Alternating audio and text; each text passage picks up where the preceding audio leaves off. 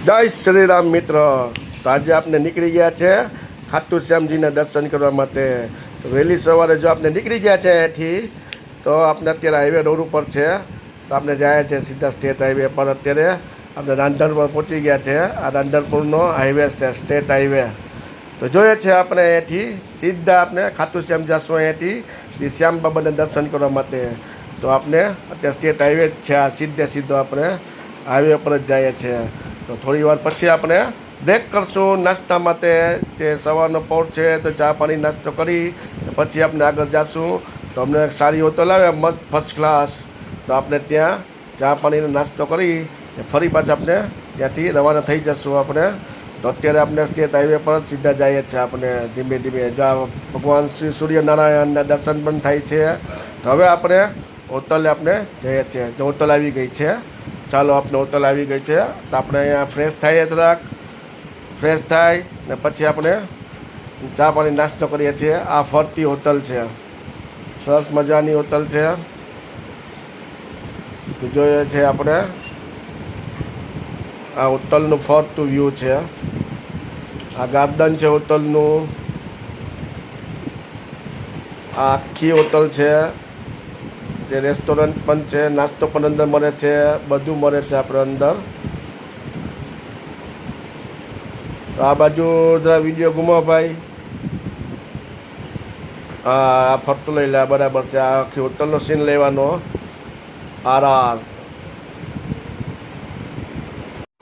તો first class restaurant છે, Raghavji restaurant. તો આપણે એથી નીકળી ગયા ફરી નાસ્તો કરીને સીધા આપણે ખાટુ શ્યામ તરફ જઈએ છીએ. જો આખો ફરતો આપણે ડુંગર દેખાય છે, ફરતો ડુંગરનો વ્યૂ છે. આ સ્ટેટ હાઈવે આપણે રાજસ્થાનમાં અત્યારે પહોંચી ગયા છે. રાજસ્થાન હાઈવે છે જે ખાટુ શ્યામ મારો. તો આપણે મિત્રો હવે સીધા ખાટુ શ્યામજી મહારાજના દર્શન કરશું. જય શ્રી ખાટુ શ્યામ બાબા. ચાલો તો આપણે સીધા ખાટુ શ્યામ પહોંચીને તમને ખાટુ શ્યામજીના દર્શન કરાવીશ. દર્શન થશે તો, જો મોબાઈલ એલાઉ થશે તો આપણે ખાટુ શ્યામજીના દર્શન કરશું.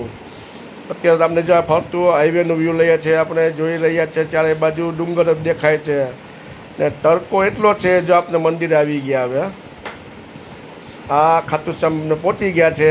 આપણે એની પ્રસાદ લઈ લઈએ ને પછી આપણે મંદિરમાં દર્શન કરવા જઈએ. જે આપણે બધા આપણા મિત્રો છે, બધા આપણી સાથે જ છે. તો બધા પ્રસાદ લે છે. આપણે પ્રસાદ લઈને પછી ખાટુ શ્યામજીના દર્શન કરશું. ચલો ભાઈ, આપણો સીન લઈ લે અહીંથી.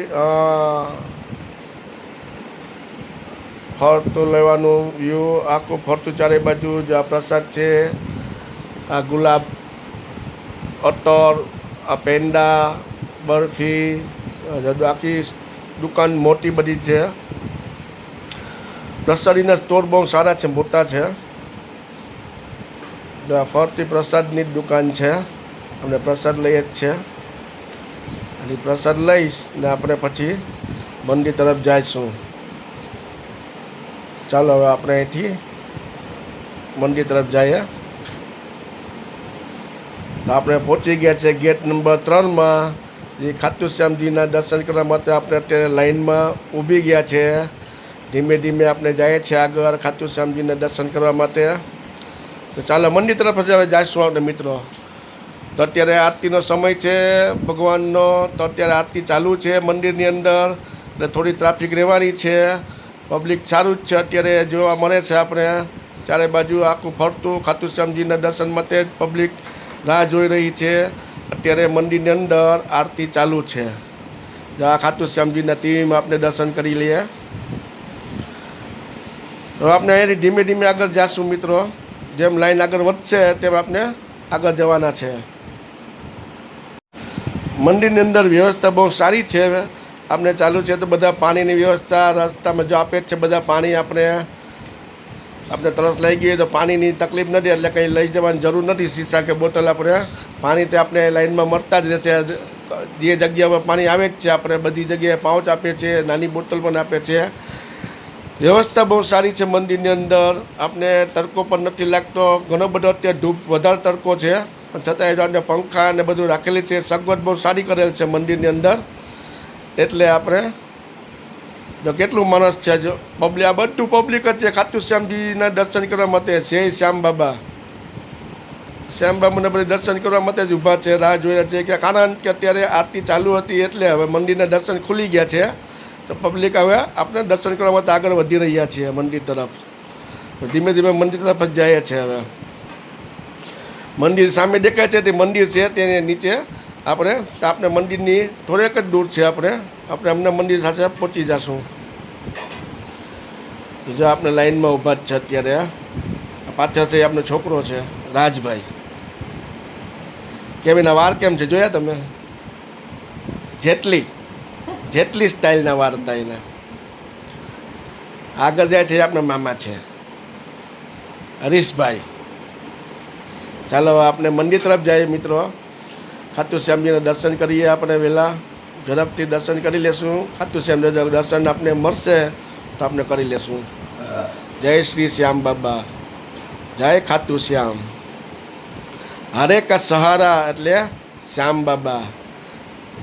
તમારી ગમે તેવી તકલીફ હોય તે શ્યામ બાબા દૂર કરી આપે છે. એટલે ખરેખર મિત્રો શ્યામજીના દર્શન કરવા આવવું જ જોઈએ. જે રાજસ્થાનની અંદર આવેલું છે મંદિર, ખાટુ શ્યામ બાબાજી નામથી ઓળખાય છે. જયપુરથી માત્ર થોડુંક જ દૂર છે. જયપુરથી આવતા હોય એટલે આપણે ખાટુ શ્યામજીના દર્શન કરવા આવવાનું જ. આપણી મનોકામના બધી પૂર્ણ થાય છે. ખાટુ શ્યામ બાબા હરે કા સહારા છે. જય શ્રી શ્યામ બાબા.